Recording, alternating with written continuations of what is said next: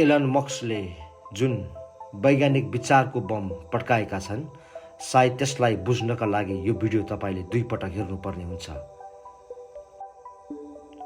Elon मस्कले हिजो आफ्नो एउटा नयाँ फ्याक्ट्री टेराफ्याब उद्घाटन गरेका छन् र त्यहाँ उनी यति धेरै चिप्स बनाउने छन् कि ती पृथ्वीमा प्रयोग हुने छैनन्, बरु आकाशमा स्पेसमा प्रयोग हुनेछन्। एलन मस्कको आइडिया सुन्दा सायद तपाईँहरूको दिमाग नै घुम्न सक्छ। उनी भन्छन्, यति धेरै चिप्स बन्नेछन् कि म ती चिप्सलाई स्पेस एक्स मार्फत अन्तरिक्षमा पठाउने छु र साथै अप्टिमस रोबोट पनि जानेछन् जुन एलन मस्कले बनाइरहेका छन्। त्यसपछि ती चन्द्रमामा कुनै एस्टेरोइडमा वा अन्य कुनै ठाउँमा गएर त्यहाँ आफ्नो वासस्थान बनाउनेछन्। त्यहाँ फ्याक्ट्री बनाइनेछ र फ्याक्ट्रीबाट फेरि चिप्स बन्नेछन्, रोबोट र स्याटेलाइटहरू बन्नेछन्। यस्तो गर्दै जाँदा यति धेरै रोबोट र स्याटेलाइटहरू बन्नेछन् कि सूर्य वरिपरि एउटा ठुलो झुन्ड बन्नेछ, जसलाई डाइसन स्वार्म भनिन्छ।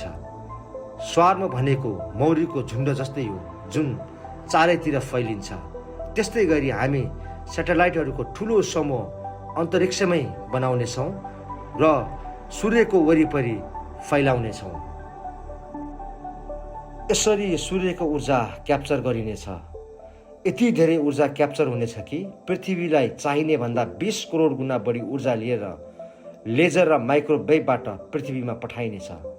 एलन मस्क भन्छन्, यो गर्न करिब 50 वर्ष लाग्न सक्छ।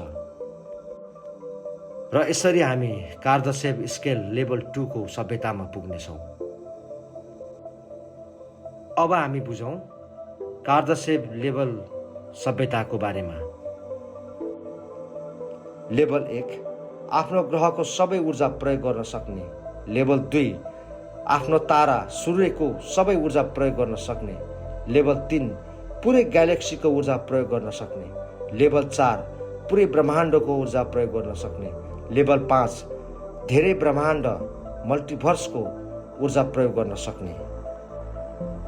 तर अहिले हामी आफ्नो ग्रहको पनि थोरै मात्र ऊर्जा प्रयोग गर्न सक्छौँ।